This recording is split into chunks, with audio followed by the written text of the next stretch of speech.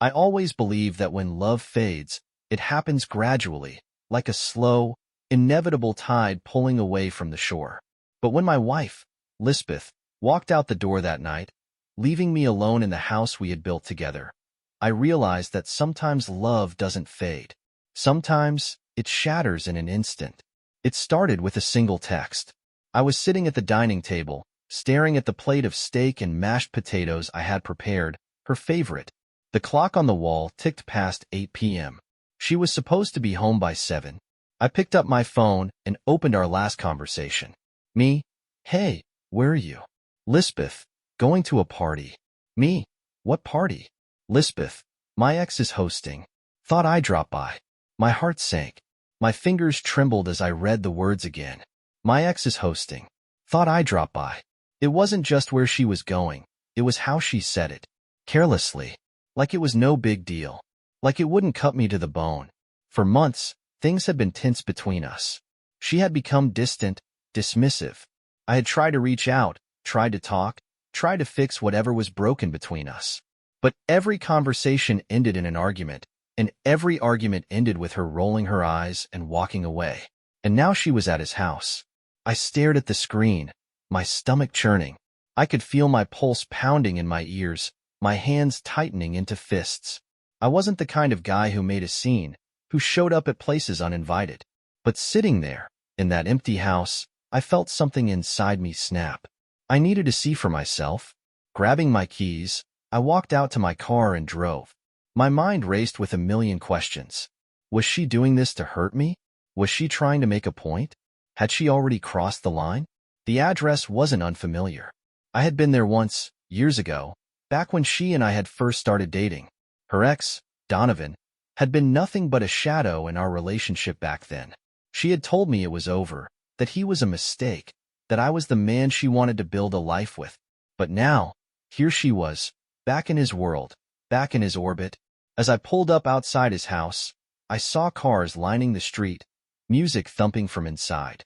The windows glowed with warm, golden light, silhouettes of people laughing, drinking, dancing. And then I saw her. Through the large front window, Lisbeth stood near the kitchen, a glass of wine in her hand. She was smiling, her head tilted back in laughter. And right beside her, Donovan, leaning in close, his hand grazing the small of her back. She hadn't even responded to my text. She didn't even care if I knew. I could have stormed inside, caused a scene. But I didn't. Instead, I sat in my car, gripping the steering wheel so tightly my knuckles turned white. If she wanted to humiliate me, if she wanted to play this game, then fine. But she had no idea what was coming next. By the time she came home, she wouldn't recognize the life she had left behind. And that would be the real party. The house was quiet when I got back. Too quiet. Lisbeth was still at the party, laughing with her ex, drinking wine like she didn't have a husband waiting at home. Like I didn't exist. I sat down on the couch, my mind racing. Every part of me wanted to explode, to call her, to scream at her, to ask her what the hell she was doing. But that would be too easy. Too predictable. No. If she wanted to act like our marriage was meaningless, then I'd show her what it truly meant to lose it. I stood up, walked to our bedroom, and looked around. Everything in this room had been built together. Every framed picture, every piece of furniture, every little memory. The scent of her perfume still lingered in the air. But all of it felt hollow now. I opened the closet and grabbed a suitcase. One by one, I packed her things. Clothes, shoes, makeup, jewelry. Every little thing she had left behind while she was out living her second life. Then I took down our wedding photo from the dresser, the one where we were smiling like fools, believing in forever. I placed it on the bed, right on top of her suitcase. And then I grabbed a pen and paper. My hand was steady as I wrote, the anger now sharpened into something else, something cold, calculated. Lisbeth, you wanted to spend the night with your ex. That's fine. Stay there. Your things are packed. You don't live here anymore. Your husband, at least, until the divorce is finalized. I left the note on her suitcase and stepped back, staring at the wreckage of our life together. But I wasn't done. I went to our shared bank account and checked the balance. Over the years, I had been the responsible one. The one who saved, who planned, who made sure we were secure. She, on the other hand, spent money like it grew on trees. I transferred every single cent to a private account under my name. The house was in my name. The car she drove? Also mine. She had nothing. And by the time she walked through that door, she would realize just how much she had lost. Then, I waited. Hours passed. I sat on the couch, staring at the clock, imagining how the night had gone for her. Had she danced with him? Had she whispered old jokes in his ear? Had she kissed him? I clenched my jaw, refusing to let my mind wander there. It was nearly 3 a.m. when I finally heard the sound of a car pulling into the driveway. The front door opened, and Lisbeth stepped inside, her heels clicking against the floor. She was smiling, until she saw me. Then she saw the suitcase. Then the note. Her face drained of color. What is this?" she stammered, picking up the paper. I stood up, slowly, my eyes never leaving hers. "This," I said, my voice calm, "is what happens when you walk out on your marriage." Her hands trembled as she glanced between me, the packed suitcase, and the note. "You're kidding, right? I was just what?" I cut her off. "Having fun? Getting drunk with your ex? Making me look like a fool?" She opened her mouth, then closed it. For the first time in a long time, she had nothing to say. I walked past her, heading toward the stairs. "Your key won't work in the morning. I changed the locks. Take your stuff and go." She let out a breathy laugh, shaking her head. "You're overreacting." I turned to her, my expression cold. "Am I?" She didn't answer. Because she knew. She had spent the night at a party, thinking she could come home and pretend nothing happened. But by morning, she'd wake up to a whole new reality. And for the first time, she was the one left standing in shock. For a long moment, Lisbeth just stood there, staring at me like she couldn't believe what was happening. Her perfectly crafted world, the one where she could do whatever she wanted without consequence, was crumbling right in front of her. Her lips parted, as if she was about to argue, but she hesitated. Maybe she saw something in my eyes, something different from all the times she had dismissed my concerns before. Then, she scoffed. "You're really doing this? Over a party?" I tilted my head, letting her words hang in the air. "Over a party." I took a step closer, my voice eerily calm. "You didn't just go to a party, Lisbeth. You went to his party. And you wanted me to know. You wanted me to feel it." Her mouth tightened. "That's ridiculous." "Is it?" I crossed my arms. "Then tell me why you didn't bother to text me back. Why you laughed in my face when I asked where you were going. Why you stayed out until 3 in the morning. She rolled her eyes. Rolled her damn eyes. Like I was some irrational child throwing a tantrum. "I was just having fun," she muttered, crossing her arms now too, like we were in some childish standoff. "You're blowing this way out of proportion." I nodded slowly. "Right. Fun. Was Donovan fun too?" Her breath hitched. Just for a second. But it was enough. I smiled. "Yeah, that's what I thought." Her face twisted into something ugly, something defensive. "Oh, come on.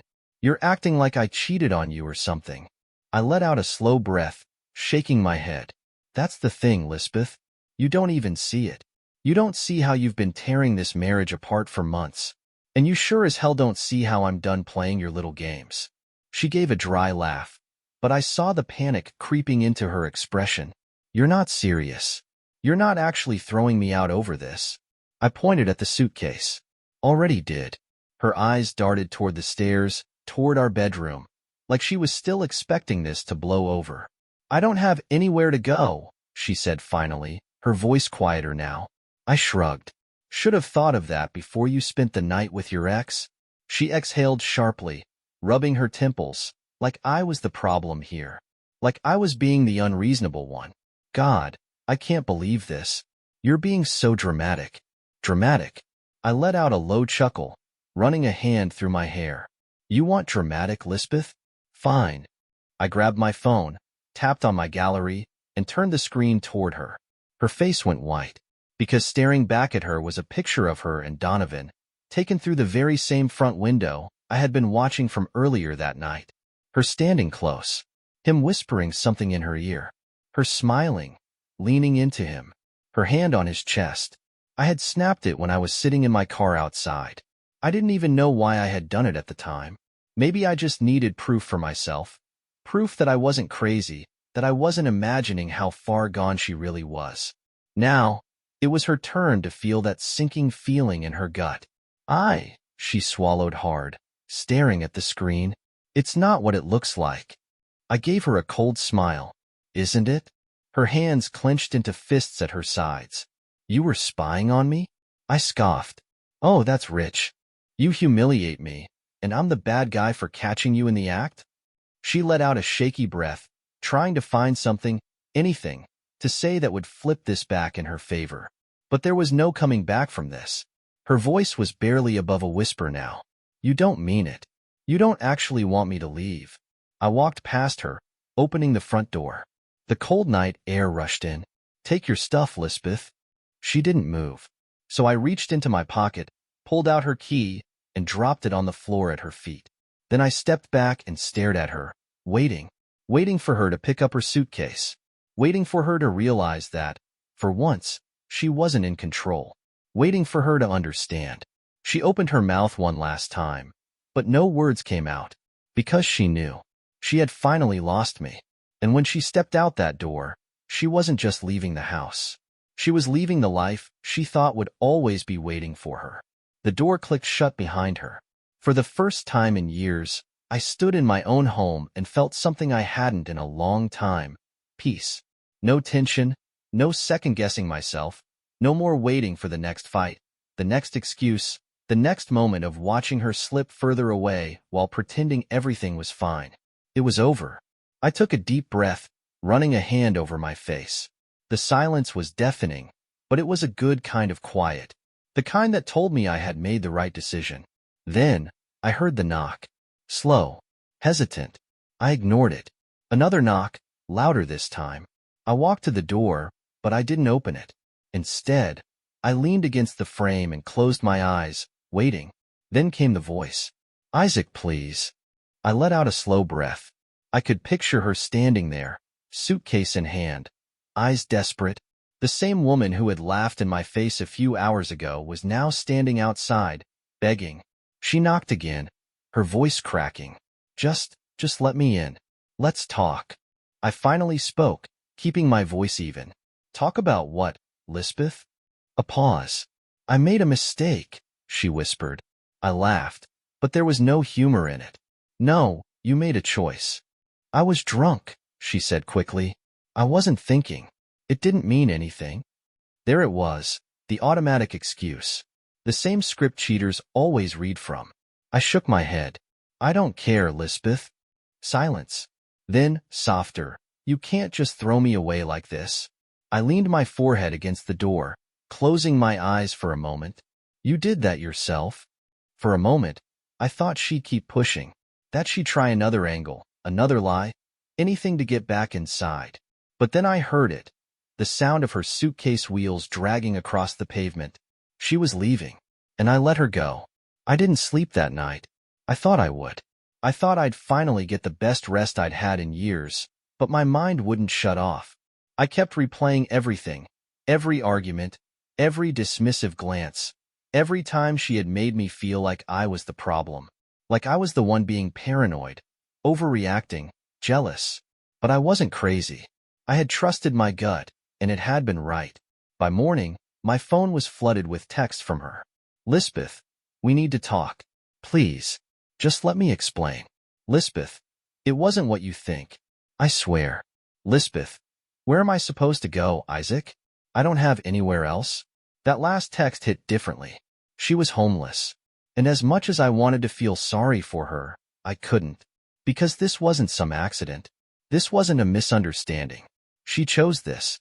And now, she was living with the consequences. I didn't respond. Instead, I got up, made myself coffee, and sat by the window, watching the sun rise. It felt like the first day of my real life. Then my phone rang. I glanced at the screen, expecting another desperate call from Lisbeth. But it wasn't her. It was Donovan. I frowned. Why the hell was he calling me? Curiosity got the best of me. I answered, keeping my voice neutral. Yeah. For a moment, there was nothing but heavy breathing on the other end. Then, a bitter laugh. Damn, man, Donovan muttered. Didn't think you'd actually kick her out. I clenched my jaw. Why do you care? Another dry chuckle. Because she's here. My stomach twisted. She showed up at my place at 4 in the morning, he continued. Crying. Saying you threw her out like she was nothing. I said nothing. He sighed. Look, I don't know what kind of game you two are playing, but she's a mess. You might wanna. She's your problem now, I interrupted. Silence. Then, a low whistle. Wow. Cold. I leaned back in my chair, gripping the phone tighter. She made her choice, Donovan. Now she gets to live with it. For a second, I thought he'd argue. That he'd try to make me feel guilty, like I was some heartless bastard. But instead, he just let out a humorless laugh. Guess she bet on the wrong guy. Huh? I didn't answer. Because, deep down, we both knew the truth. She had spent the night with him to hurt me. But in the end, she was the one who lost everything. I hung up the phone and stared at the screen for a long time. Lisbeth was at Donovan's. Crying. Begging. A few days ago, the thought of her turning to another man, him, would have crushed me. But now, I felt nothing. No jealousy, no sadness, no regret. Just relief. I took a sip of my coffee and leaned back in my chair, watching the morning light spill across the hardwood floor. The house was finally mine again. No more tension. No more eggshells. No more pretending things were fine when they weren't. And yet, I knew this wasn't over. Lisbeth wasn't the type to just accept consequences. She'd twist, manipulate, do whatever she had to in order to find her way back in. And sure enough, the next message came an hour later. Lisbeth, I need to get my stuff. Let me in.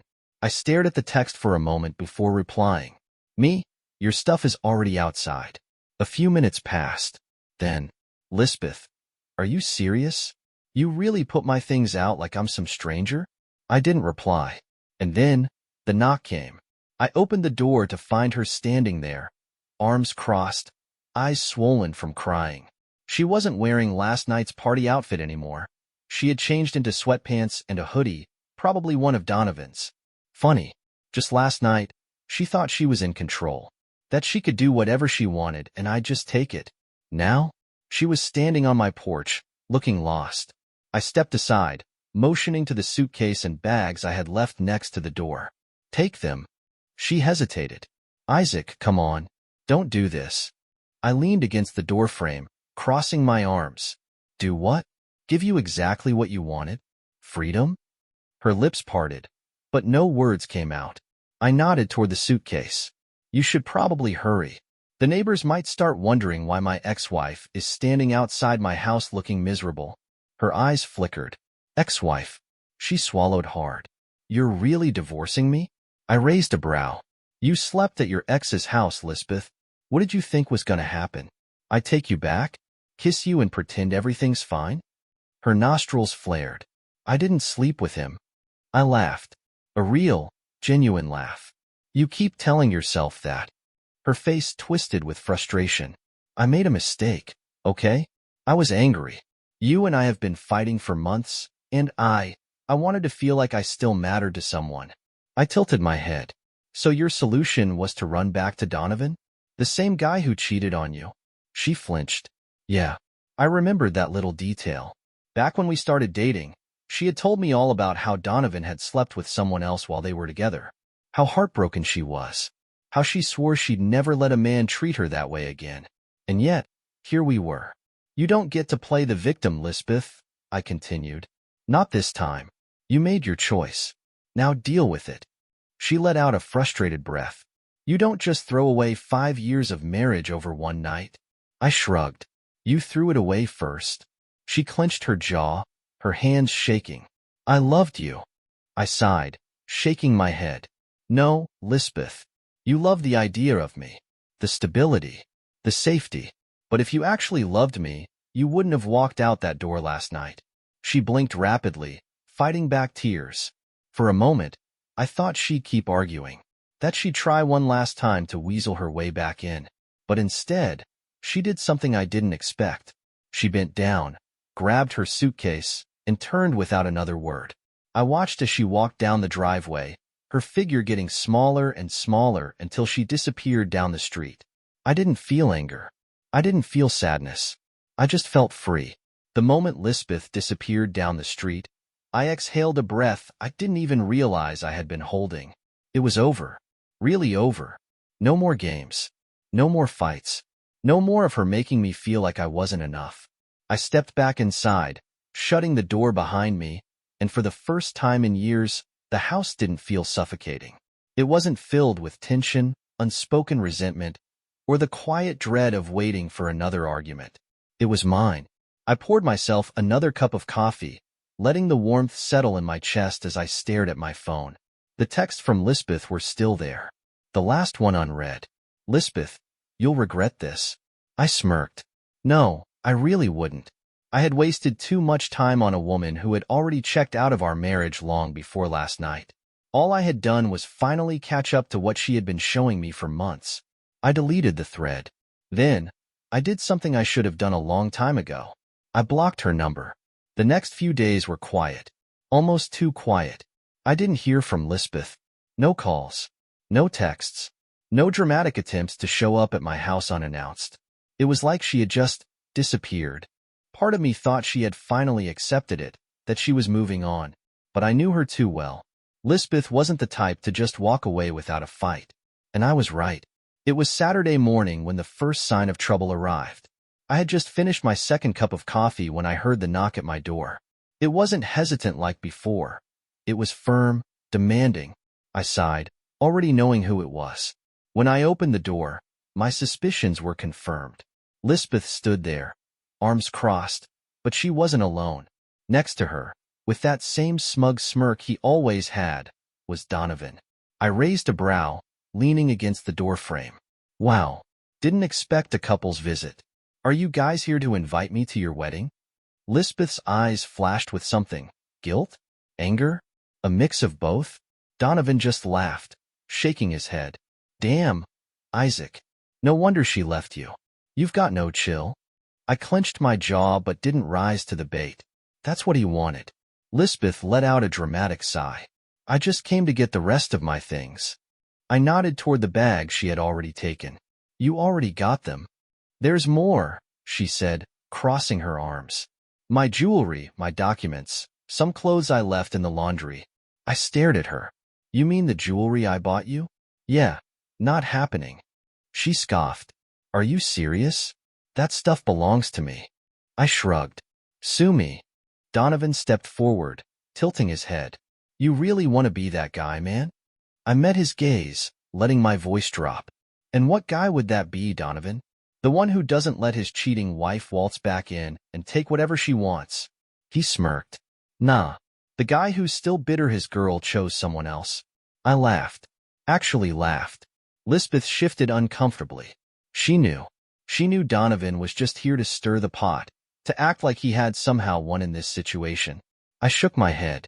She didn't choose you, man. She lost me. There's a difference. His smirk faded slightly. Lisbeth finally spoke up, her voice tight. Look, Isaac, I don't want to fight. Just let me grab my things, and I'll be out of your life. I studied her for a long moment, then sighed. Fine.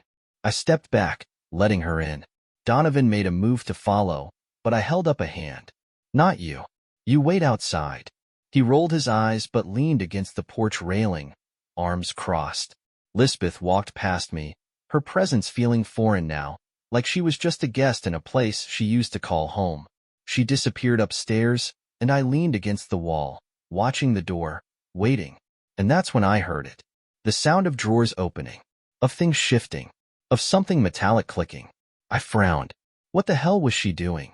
I moved to the stairs, taking them two at a time. When I got to the bedroom door, I found her standing at my nightstand, my safe wide open. Her hands were shaking. She was clutching my passport, a few bank statements, things she had no reason to be touching. I exhaled slowly. Lisbeth. She turned around so fast she nearly knocked the lamp over. I was just... I held up a hand. Don't. Just don't. Her face crumpled. Isaac, please. I have nothing. I don't even have a place to stay. I shook my head. And that's not my problem. Tears welled in her eyes. It was just a mistake. One mistake. You're really gonna throw away everything over that? I stared at her for a long time, taking in the desperation in her expression. Then, finally, I spoke. You threw it away, Lisbeth. You don't get to come back now and act like the victim. Her bottom lip trembled. I don't love him. I sighed, stepping back. Then that's your problem, not mine. I motioned toward the doorway. Take your stuff and leave. She hesitated for a second, then nodded, gathering her things in silence. When she walked past me, I saw it. The last flicker of hope in her eyes, the silent question lingering between us. Was there still a chance? And my answer was clear. No. As she stepped outside, Donovan gave me one last smirk. You're lost, man. I met his gaze, smirking right back. You'll figure it out soon enough. He frowned slightly, as if my words held weight he wasn't expecting. And with that, I shut the door. For good. The moment the door clicked shut, I let out a breath I didn't realize I'd been holding. Lisbeth was gone. For good this time. I locked the door, double-checking it before heading to the living room. I needed to sit down, to process everything. But before I could even make it to the couch, my phone buzzed again. I sighed. I already knew who it was. Lisbeth. Isaac, please. I just need to talk to you. Just for a second. Lisbeth. I didn't mean to go through your things. I panicked. Lisbeth, please, can we meet somewhere? I just want to explain. I stared at the screen, my jaw tightening. Even after everything, she still thought there was something to salvage. I blocked her number. Then, just for good measure, I went into my email and blocked her there too. I wasn't leaving any doors open for her to crawl back through. I should have felt guilty. I should have felt something, but I didn't. For years, I had been the one fighting to keep this marriage alive. I had been the one giving, compromising, bending over backward to make things work. And she had taken it all for granted. Not anymore. A week passed. For the first time in forever, my life felt normal. No constant arguments, no walking on eggshells, no tension eating away at my sanity. I went to work, came home, cooked meals for myself without wondering if Lisbeth would be there to eat them. I slept. Real, deep sleep, the kind I hadn't had in years. And then, I ran into Donovan. I was at the grocery store, pushing my cart down the aisle, minding my own business when I heard his voice. Damn, man. You look good. I turned, and there he was, leaning against the shelves like he owned the place. I raised a brow. Can't say the same for you. And I meant it. He looked rough. Dark circles under his eyes, hair unkempt, like he hadn't slept in days. His usual cocky smirk was still there, but it was weaker. Forced. I should have just walked away. But curiosity got the best of me. How's Lisbeth? I asked, grabbing a can of coffee from the shelf. His jaw tightened just a little. She's figuring things out. I smirked. That bad? Huh? Donovan let out a dry laugh, shaking his head. You really don't give a damn, do you? I placed the coffee in my cart. Not anymore. He ran a hand through his hair, exhaling sharply. She's been a wreck, man. Crying every night, talking about how she messed up, how she wants to fix things with you. I shrugged. Not my problem. He scoffed. You're really that cold? I turned to him, meeting his gaze. Donovan, do you think I just woke up one day and decided to be done with her? She made me this way. She pushed and pushed until there was nothing left to give. He didn't say anything, so I continued. You think you're different? That she won't do the same to you?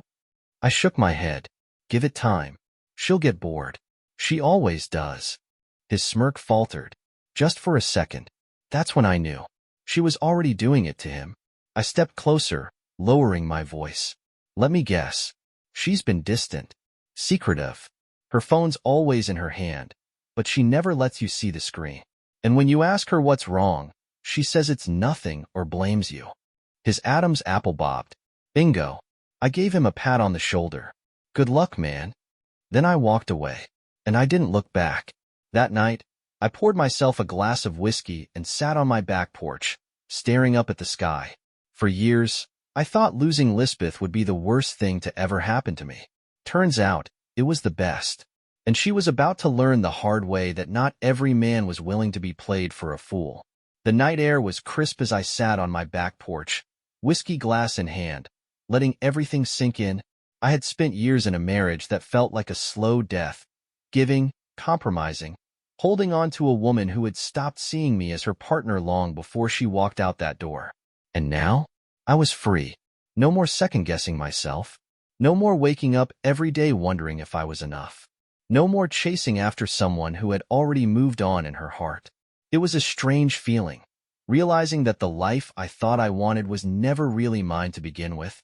The next few weeks passed in a blur. I focused on myself for the first time in years. I started hitting the gym again. Not for revenge, not to prove anything, but because it felt good. I reconnected with friends I had lost touch with, people Lisbeth had slowly pushed out of my life with her constant complaints and guilt trips. And best of all, I slept. Peaceful, uninterrupted sleep, free from the weight of a toxic marriage suffocating me every night. Not once did I regret my decision. And then, one afternoon, I got a call from an unknown number. I almost ignored it, but curiosity got the best of me. Hello? A pause. Then, her voice. Isaac. I leaned against the kitchen counter, swirling my coffee. Lisbeth. She let out a shaky breath. I just wanted to say I'm sorry. I didn't say anything. She took it as a sign to continue. I know I messed up. I know I ruined everything. And I don't expect you to forgive me, but I needed you to know that I regret it. I took a sip of my coffee, letting her words settle. Maybe a few months ago, I would have needed this. Closure. Validation. The satisfaction of hearing her admit she was wrong. But now, I just felt nothing. I appreciate that, Lisbeth, I said simply. She hesitated, as if expecting me to say more. Finally, she whispered, Do you think we could ever try again? I smiled to myself, not out of cruelty, not out of bitterness, but because I had already moved on. No, Lisbeth, we can't. Silence. Then, the softest, okay. And with that, she hung up. Months passed. Seasons changed. And my life became something I never thought it could be, mine. I traveled. I took up new hobbies. I met new people, including one woman who made me laugh in ways I hadn't in years. It wasn't rushed, it wasn't forced, it just was.